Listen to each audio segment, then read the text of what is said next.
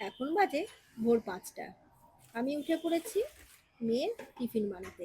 মেয়েকে ডাকিনি, ফুলকার আসার ঠিক ৫ থেকে ৭ মিনিট আগে ডাকি, ও ঠিক রেডি হয়ে যায় ঝটপট করে।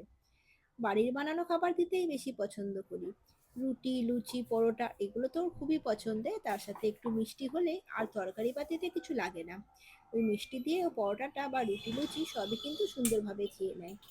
রাতেই আটাটা মেখে রেখেছিলাম, সকালবেলা এত কিছু সময় হয় না, তাই সকালে উঠে গরম গরম পরোটাটা করে দিচ্ছি। পরোটা করা হলেই টিফিনে আমি ওকে পরোটা, আর আজকে একটু বাইরে গেছিলাম কালকে রাত্রেবেলাতে, তাই একটু নিয়ে এসেছি বোঁদে, সেই বোঁদে দিয়ে দেবো। আর দুটো টিফিন দিই, ফেরার সময় গাড়িতে কিছুটা খেতে ভালো লাগে সেই জন্য দিই ওকে কাঠবাদাম বা যে কোনো নাটস বা শশা এগুলোই দিই। সেটাই ওকে আজকে টিফিনে দিয়ে দিয়েছি। আমার পরোটাগুলো রেডি হয়ে গেছে। খুব বেশি পরোটা দিই না, দুটো মতন ছোট ছোট সাইজের পরোটা করে দিই। পরোটা দুটো সাজিয়ে দিলাম, আর তার সাথে দিয়ে দিলাম পছন্দের মিষ্টি হচ্ছে বোঁদে, সেটাকেও দিয়ে দিলাম ২ চামচ মতন। এটা দিয়ে আজকেও খুব ভালো টিফিন করবে। আর তার সাথে দিয়েছি একটু মতন কাঠবাদাম।